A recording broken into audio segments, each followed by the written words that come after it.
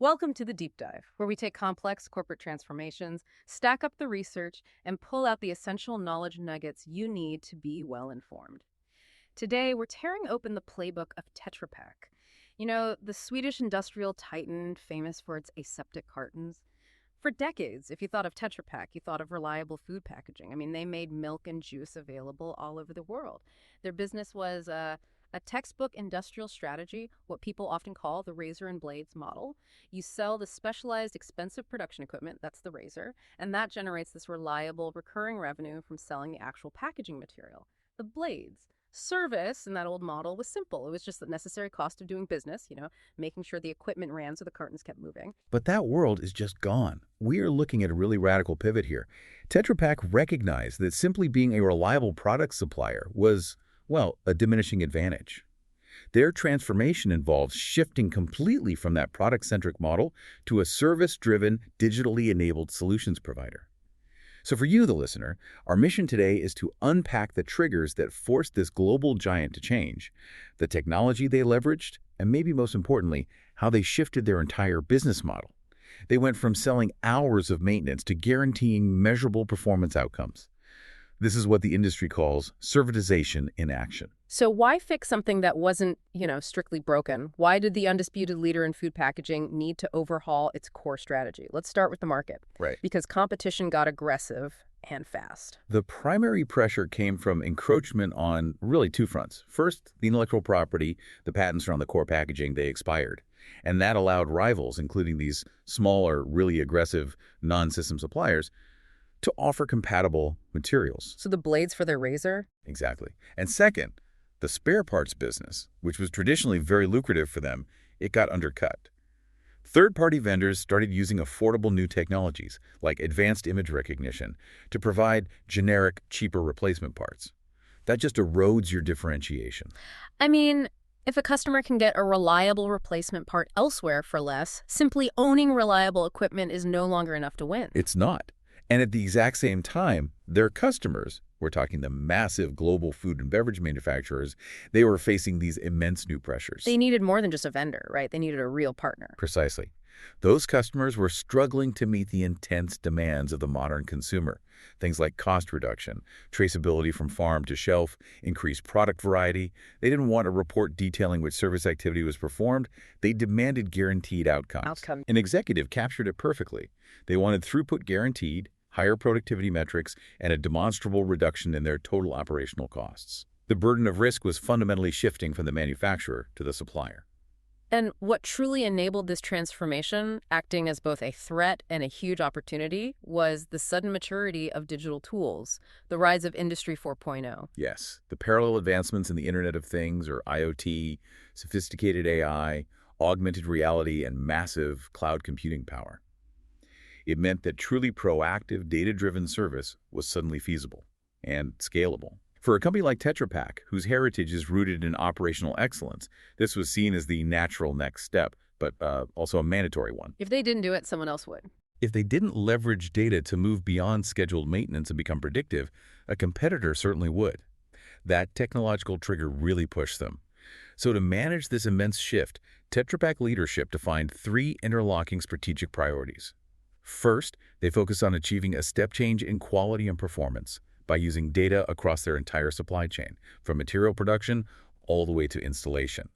Second, and this was the most radical part, they committed to offer outcome-based service contracts. Which fundamentally shifts their revenue model. Completely. Away from transactional fees to delivering measurable results. And the third priority was an ambitious masterstroke. They decided to reinvent the package itself, turning the physical carton into a digital platform through connectivity.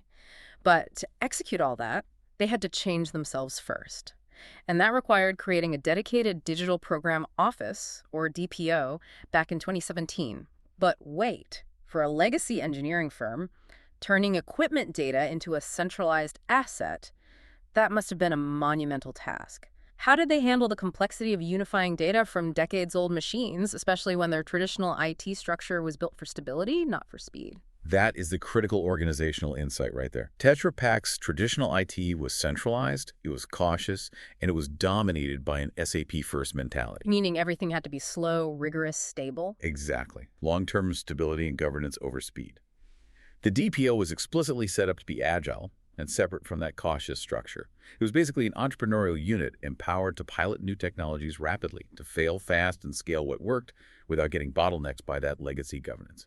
This is the only way they could innovate. And as you noted, the lifeblood of this new service model is harmonized data.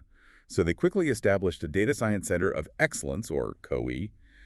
This team centralized data sourcing, management, and the complex analytics, often using flexible cloud platforms like Microsoft Azure to handle the sheer volume of real-time data streaming in. So without that reliable data foundation, they could never credibly offer performance guarantees. Never. It would be impossible. That sounds like a heavy technical lift, but what about the cultural side? We are talking about a company that values mechanical excellence above all else. How do you convince veteran engineers to suddenly embrace AI and data science? Culture was paramount. They worked really hard to foster what they called humble curiosity. They use these dynamic internal engagement programs like hackathons, sometimes partnering with external universities, and design sprints to bring field engineers, data scientists, and customers together in the same room. Getting buy-in from the ground up. Yes, these grassroots initiatives generated ideas and built that buy-in. It helped employees understand the vision. Their mantra really sums up the courage it takes.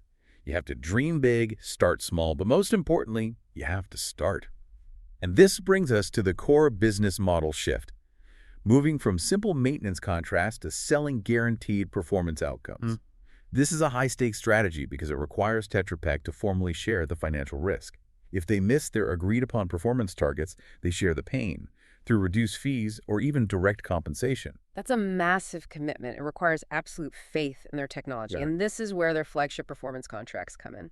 Tell us about Tetra Pak Plant Secure. Plant Secure is the comprehensive package, right? It's a total plant management service guaranteeing major profitability improvements. Specifically, it targets operational cost reduction and optimizing capital expenditure. And the case studies are stunning. They had a successful early pilot that delivered over 10% reduction in operating costs for a major producer in the first year alone.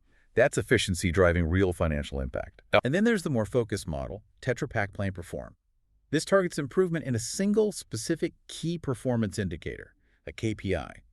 And when we talk about KPIs in manufacturing, the most important one is often overall equipment effectiveness, or OEE. OEE is some industry jargon, but it's crucial here. For you listening, OEE is essentially a measure of how well a machine is actually running compared to its theoretical potential. It counts for quality, speed, and uptime. It's really the ultimate measure of productivity. Exactly. And Plant Perform guarantees OEE improvement. Right. Look at the example of in-brewed beverages in India. Using this model, they saw their mechanical efficiency rise to a stunning 98%, and packaging waste drop below 0.5%. Wow.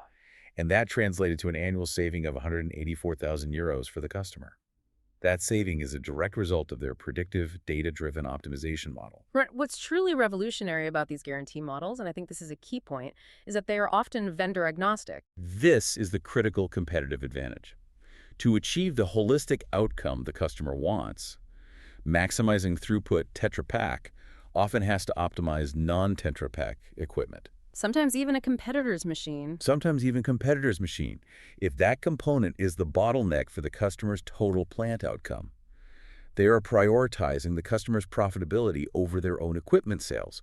It completely flips the traditional supplier relationship. They're saying, we'll manage your operation end to end, regardless of the brand. That scale and complexity must demand new operational roles, which is why they introduced the crucial contract manager role. You need a dedicated person whose sole job is to oversee these complex, multi-year risk-sharing agreements and make sure every single guaranteed deliverable stays perfectly on track. Guarantees and new roles are one thing, but that 184,000 euro saving example, it just shows the scale of the optimization.